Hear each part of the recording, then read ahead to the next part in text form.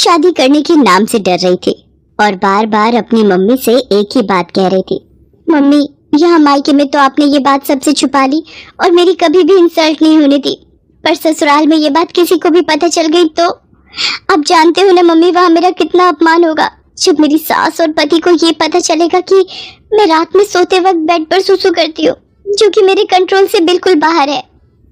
प्रिया बेटा, मैंने तेरी दवाइयाँ सूटकेस में रख दी हैं, तूने समय पर लेती रहना। तू घबरा मत, डॉक्टर ने भी तो यही बोला है ना कि तुम्हें तनाव बिल्कुल भी नहीं लेना है और रात को सोने से पहले सुसु करके सोना, तो तुम्हें ही परेशानी नहीं होगी।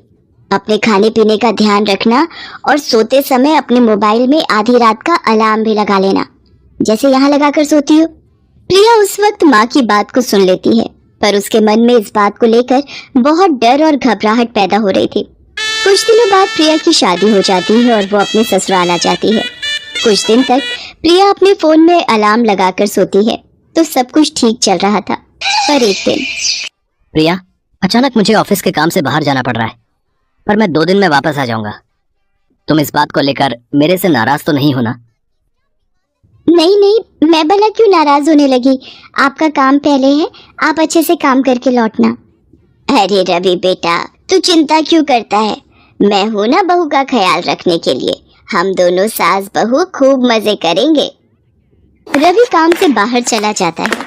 उसी रात, प्रिया बेटा ये देख, मैंने हम दोनों के लिए कितनी बढ़िया वाली आइसक्रीम मंगवाई है, हम दोनों मिलकर खाते हैं। पर मैं तो आइसक्रीम खाती ही नहीं हूँ, क्योंकि ठंडी चीजें खाने से मुझे और ज्यादा सुसु आता है। पर माँ जी को मना कैसे करूँ, उन्हें बुरा लगेगा, मुझे आइसक्रीम खानी पड़ेगी। है ना कितनी बढ़िया वाली आइसक्रीम, हमारे यहाँ की मशहूर आइसक्रीम है। एक काम करो, जब तक रवि वापस नहीं लौटता हम दोनों सास बहू एक ही कमरे में सो जाती हैं। रात को सोते समय गप्पे मारेंगे। जी जी ठीक है माँ जी, जैसा आप कहें। अब क्या करूँ, मुझे माँ जी के साथ सोना पड़ेगा, कहीं रात में मेरा सुसु निकल गया तो मेरी तो सारी सच्चाई माँ जी और रवि के सामने आ जाएगी। उस रात प्रिया 2 बार अलार्म लगाकर सोई थी, इसलिए वो रात में 2 बार बाथरूम हुई थी, पर चिंता और डर से वो पूरी रात सो नहीं पाई थी। वो रात तो जैसे तैसे कट गई। अगली रात जब प्रिया अपनी सास के साथ सोई तो उसका फोन चार्ज नहीं था, इस वजह से उसकी बैटरी खत्म हो गई और फोन स्विच ऑफ हो गया। प्रिया गहरी नींद में थी तो उसे पता ही नहीं चला कि उसे रात में उठकर बाथरूम जाना है। अगली सुबह जब प्रिया सोकर उठती है, उसका पूरा बिस्तर गीला था। घबराहट से उसके पसीने छूटने लगते हैं।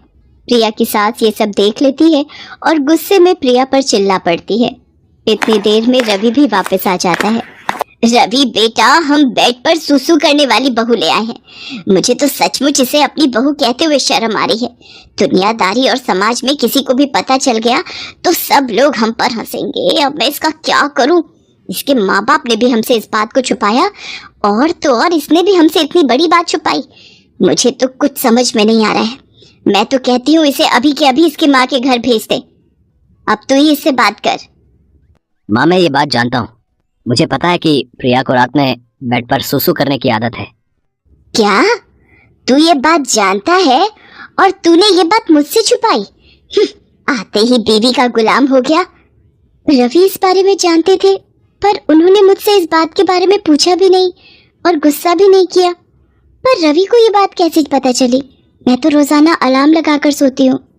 माँ, ये बात मुझे उस दिन पता चली जिस रात प्रिया बहुत गहरी नींद में थी। अलार्म मैंने ही बंद किया था। तब मैंने देखा प्रिया के आसपास बिस्तर गीला हो रहा था। मैं उसी वक्त समझ गया था। प्रिया, तुम्हें याद होगा जब उस दिन तुमने मेरे उठते से ही बेडशीट चेंज कर दी थी ताकि मुझे पता ना चले। माँ, प्रिया की नज़र से सोचो, वो खुद इस आदत से कितनी शर्मसार होती होगी। शायद ये कई रातें सो भी नहीं पाई है। माँ, आप जानती हो इस आदत की सबसे बड़ी वजह तनाव है। आप तो खुद कहती हो किसी भी बीमारी की सबसे बड़ी वजह चिंता होती है। और माँ, हम कितनी बीमारियों का शिकार होते हैं, पर उन्हें ठीक करने के लिए इलाज के साथ साथ हमें अपनों के सहयोग की भी तो ज़रूरत होती है, तभी तो हम बीमारी से लड़कर ठीक हो पाते हैं। माँ, इस वक्त प्रिया जिस जगह खड़ी है शायद हम दोनों उसका अंदाज़ा भी नहीं लगा सकते। इस वक्त प्रिया को हम दोनों के सहयोग की बहुत ज़रूरत है। अच्छा माँ, एक बात बताओ, अगर यही आदत मुझ में होती तो फिर तुम क्या करती? मेरे ठीक होने में मेरी मदद करती, या फिर मुझ पर गुस्सा करके मुझे घर से निकाल देती? माँ, अगर आप प्रिया को इस घर में नहीं रख सकती तो मैं प्रिया को लेकर कहीं और चला जाऊंगा। रवि की बातों को सुनकर प्रिया की आंखों में आंसू भर आते हैं और वो रो पड़ती है। सचमुच रवि एक अच्छा पति होने के साथ साथ एक अच्छा इंसान भी था। मुझे माफ कर दे बेटा, तू ये घर छोड़कर चला जाएगा तो मैं किसके सहारे रहूंगी? मुझसे बहुत बड़ी गलती हो गई प्रिया बहू, मुझे माफ कर दो। मुझे तुम्हें समझना चाहिए था, न कि तुम्हारी कमी को ढूंढना चाहिए था। एक माँ होकर भी मैं तुम्हारी परेशानी को समझ नहीं पाई। नहीं माँ जी, आप मेरी माँ हो और माँ कभी अपने बच्चों से माफी नहीं मांगती। मैं सचमुच कितनी भाग्यशाली हूँ जो मुझे पति के रूप में रवि और माँ के रूप में आप मिले। प्रिया अपनी सास के गले लग जाती है। ये देखकर रवि भी बहुत खुश होता है। प्रिया अब रात में तरल पदार्थ ज्यादा नहीं लेती थी और समय पर सोती थी।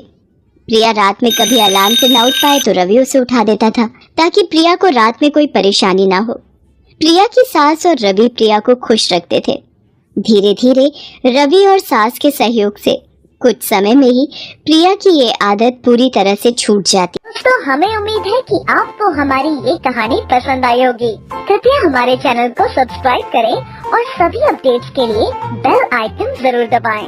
और हाँ, वीडियो लाइक और शेयर करना मत भूलिएगा। Bye bye.